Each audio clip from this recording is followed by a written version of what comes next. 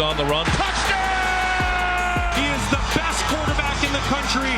The Washington Commanders select Jayden Daniels. There we go! And there he goes again. Jayden Daniels, he's got another touchdown. The New England Patriots select Drake Maye. Maye taking a shot to the end zone. The Atlanta Falcons select Michael Penix Jr. The left side, Penix. Touchdown, Michael Penix. McCarthy. McCarthy gonna throw on the run. Touchdown!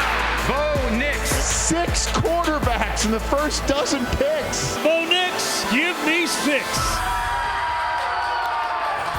What a remarkable night for first-round quarterbacks. And yes, it was a record. 6 signal callers taken in the first 12 picks. Now, there was some speculation we could see some moves. There wasn't a whole lot of those. But yet, for a few weeks, Chase, for as much drama as there was on night number 1, there wasn't much with this first selection. Tell me about this fit right now for Chicago. Man, I love it with Caleb Williams for Chicago. It's exactly what we talked about in the A block is he fits into that Shane Waldron system, I think, really well. And look, when you watch the tape and you break it down and you see what Caleb Williams did well at USC, it was, look, hey, especially last year, get outside the pocket and make some plays. Shane Waldron is going to make him stay inside that pocket and be a deliverer of the football. What does that mean? It means, hey, I don't care if you take a hitch or a small throw. A throwaway's not bad.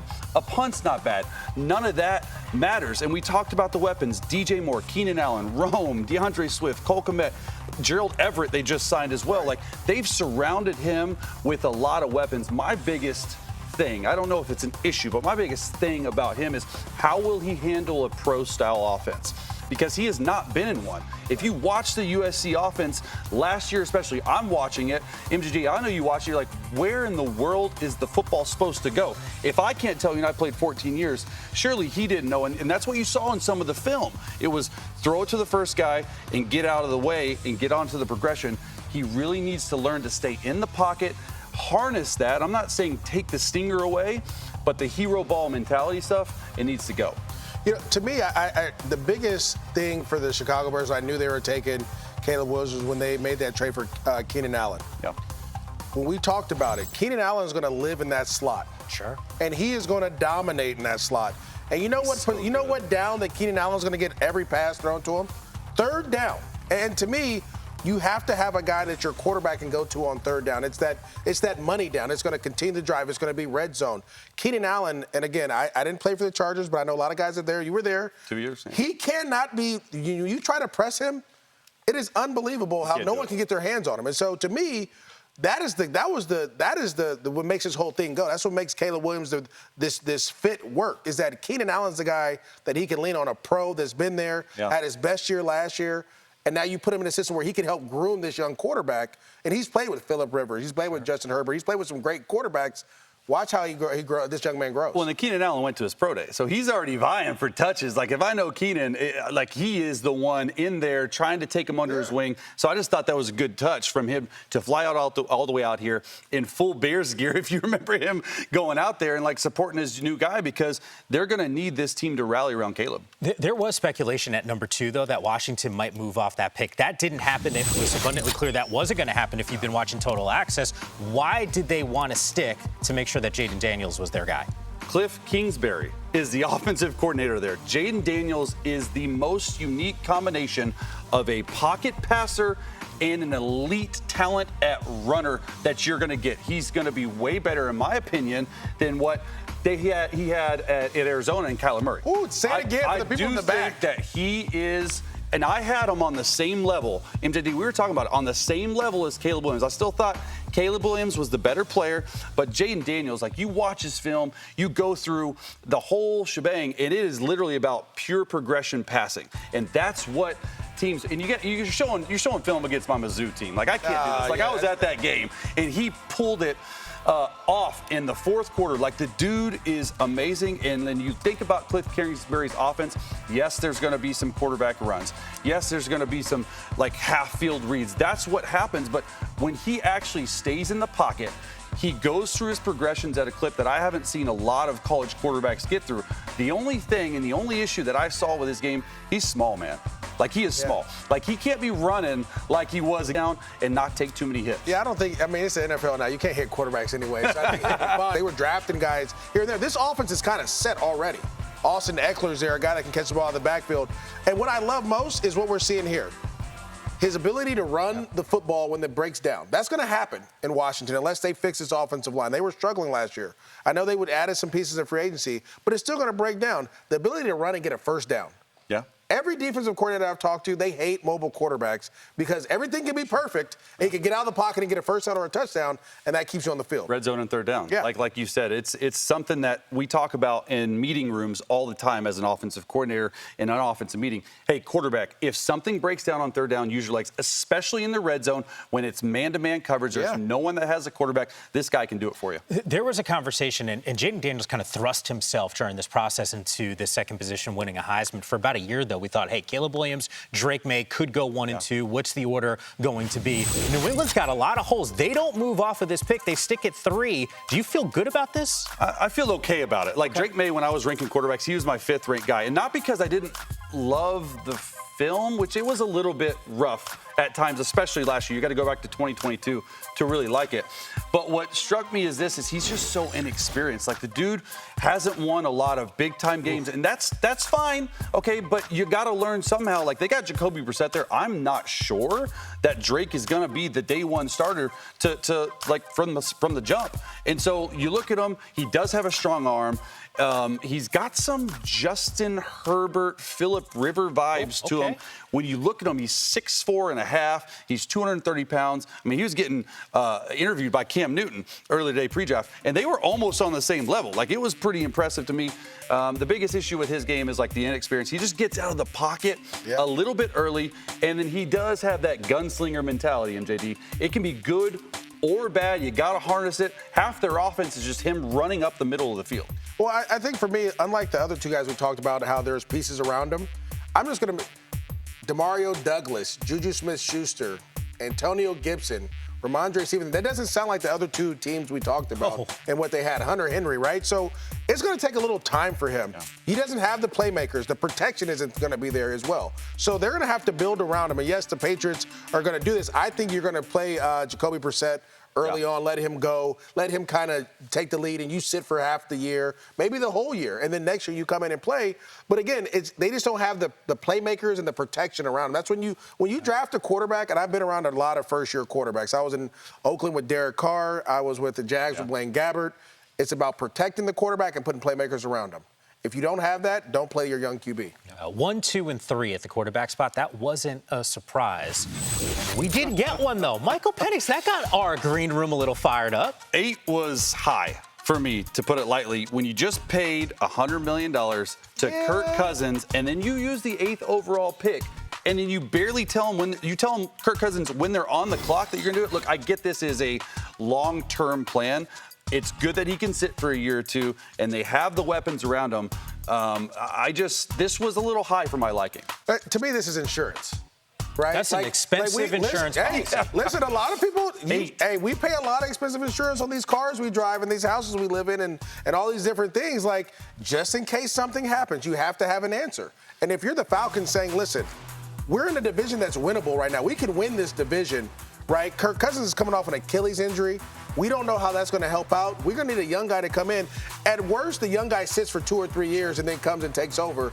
At best, at worst, he has to play this year, right? We have all these weapons you talked about. Michael Penix is ready to go. Very next to the guy we're going to talk about next, he's played over 50 games in college football. He's probably the most pro-ready guy to go out there and make plays, especially with these young weapons. I like this pick. All you're saying is, look, we went and paid a guy $100 million. We understand we want to win now, but we also want to win in the future. If you're drafting 8 overall, you better feel really comfortable with the medical. Right? Yeah. Like, he hasn't been hurt the last 2 years. That was the biggest thing about him. And when we're showing combine footage, because, when we did the show, I thought Michael Penix Jr. threw it the best of any quarterback there. And we want to say, hey, combine doesn't matter. Like, it definitely matters for these prospects that go out there and throw. And he took the competitive nature, said, I'm going to go throw. And I think it helped him. I really do. An aggressive thrower, there's no doubt. We saw it in the college football playoff. But at the end of the day, in a winnable division, those are your words. Yeah. You sit back and you say, hey, Does another piece that can help us immediately right now on the football field, are we better served to go in that direction? I will tell you this. Raheem Morris was with the Rams for the last so many every years. Sure. He's played with undrafted rookies on defense, all this thing. They're about creating an explosive offense, right? He trusts his scheme. He wants to make sure that if something were to happen, right? The Rams got caught with their pants down last year when Stafford got hurt. Yeah. And they had to go get Carson Wentz late. They want to make sure they have an insurance plan. Again, how many quarterbacks played last year? 60? Yeah, a lot. Right? So you want to make sure you have a guy that you can count on that can go and win you games late. Yeah, look, earlier in the show, we heard Joel Klatt, who was part of our coverage here on NFL Network, make reference to J.J. McCarthy and say, hey, got a chance to talk to him. He said, who's the team that you want to play for? He said, Minnesota. He's their guy. And by the way, Minnesota moved up to go and get him. Yeah, it's the best situation, like he said, of anyone in this draft. And it's Justin Jefferson, Jordan Addison, Aaron Jones, T.J. Hawkins. I can go on and on. Not only the players, it's the play caller. Kevin O'Connell is a certified genius. He learned under Sean McVay. He has that knack of playing the position. He expects a lot out of your guys. J.J. McCarthy, from what I'm hearing, is one of the smartest guys in the entire draft. And I think that he's going to have a chance to compete with Sam Darnold. I don't know if he's playing right away, but if you go up and you move up, there's a chance that you could. Dude, are you going to make me say, like, yeah, he's playing right away? We've seen Sam before. No disrespect to Sam. You've had your chance, right? And he did well with the Niners when he was handing the ball off to Christian McCaffrey. It's time to let this young guy go. If you want to win a division, young guys have to play in certain situations. In this situation, young guys have to play. You have Justin Jefferson. You have Jordan Addison. Hawkinson, you have Aaron Jones, you have playmakers around, you have an offensive line that can protect them. You have a play caller that's going to design to get guys open. To me, this is a no-brainer. Let him get out there and make plays. And then to me, again, I believe this. He's the most winningest quarterback in this draft. Yeah. Why not start him and let him help you win games? Well, hockey, he's tough right there, man. Look at that. Hey, Is he capable? Look, we know what the knock was on him heading into this. He was a fast riser over the last few weeks or so, not necessarily the focal point in a national championship team. You're right, he is a winner, but is that at all a concern? Well, the tangibles are off the chart. I mean, obviously he had one of the better pro days of anyone, but the biggest thing for me is the lack of inexperience. He has only 1,800 snaps. It's the second fewest among all the guys invited to the combine. That's a big deal. And when his name was called in that offense in third down, in third and long, he was good, but he only had 60 attempts on third and short and medium. They didn't ask him to throw the football, and so it's hard to evaluate. Is it knock on him though? It is a little bit. If you're not going out there and actually doing it, you don't know. And like I said, 1,800 career snaps. That's the biggest issue. I will say this: most quarterbacks in the NFL, you're going to be able to throw the ball between 22 to 25 times a game. That's going to be your sweet spot.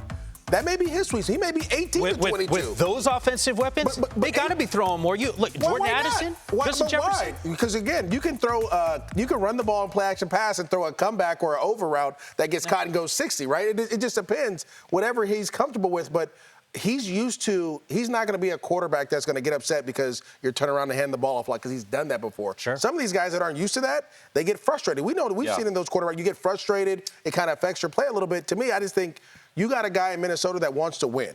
And that's what he's been doing. He'll do his best for the team. Yeah, the only thing, he was operating in the ideal environment with that team. I don't know how he's going to react on 3rd and 12 when you got a pressure 4-week coming off the weak side of Will and corner pressure. Can he get it protected? And he needs to throw a dagger in single high zone coverage, which you need 2 high zone coverage for. I don't know if he can do that. Look, we spent weeks talking about this specific position. Minnesota was one of those teams we thought they could move up. Obviously had the capital to go and do that. We speculated about this team. Denver, would they make a move? Who was going to be available? 12th overall, Bo Nix. You kind of cringed, Chase, when you saw this. You thought this might be a touch high. I love my guys at Denver, and I think that they just didn't want to wait because there were so many other teams, including the Seahawks, the Raiders right the behind Rams, them. they're right behind them. They got to grab their guy, And at the end of the day, they put them through a lot of mental aptitude type stuff because that Sean Payton offense is not easy to pick up. I was in it for 5 years. It's very wordy. There's a lot of stuff going on. And when you look at Sean Payton, what he's going to be able to get out of this guy, I think it's going to be a lot. Look, he's the most experienced guy in the history of the game. He's an NCAA record holder for most starts. He has 61. And when you look at the accuracy, the arm talent, the arm strength. They're all consistent with most NFL starters. My thing about him was how will he play and respond outside of Oregon's offense? Okay, 30% of his throws were at or behind the line of scrimmage at Oregon. That's a lot of yak, a lot of yards. This Sean Payton offense, that's not that. You have to be able to control the line of scrimmage. You have to be able to make the mic points in the run game. You have to be able to drop back, run 2 minute. Like, it's not coming from the sideline in 2 minutes. It's a quarterback No calling. question. There's a lot on his shoulders here. And looking at that quarterback room, he's probably one that has to play right away. Well, to me, you had to take him, right? Who else were you going to go get? Yeah. You didn't know. So if you're the Broncos, this is our guy. We have to make this work. And like you said, there's going to be a lot of work day that's going to have to be put in. There's going to be a lot of long nights, early mornings, a lot of meeting time, a lot of protection meetings, a lot of 2-minute meetings, all those things. But guess what? You have to make it work in this situation. You think they were happy that Bo Nix was sitting there at 12? I think they were happy that anybody at the quarterback position was sitting there at 12. He's QB6, and Yeah. he went 12th overall. Like, that's something we've never seen in this draft. 6 quarterbacks in the first 12 picks. You almost were forced into taking them. I'll say this, though. I think a lot of that comes from what happened last year with all the quarterbacks getting injured, right? And then That's all true. the quarterback-needy teams we had during the draft as well. There's a lot of teams that didn't have starting quarterback caliber guys on their roster. So, yeah, that happens. So right now you're like, look, we need depth. And we need guys that can go out and play. Then there were some teams that didn't necessarily, they had a starting quarterback that was still in the mix to go and move up and didn't go and move up. So the point is well taken. Maybe Denver felt like, hey, doesn't matter. We got a quarterback. Enough with some of these offensive guys already. Had to wait a bit, but some teams, they are walking away thinking they stole some of the best players in the draft. Our favorite defensive fits as 32 players got to live out their lifelong dreams tonight.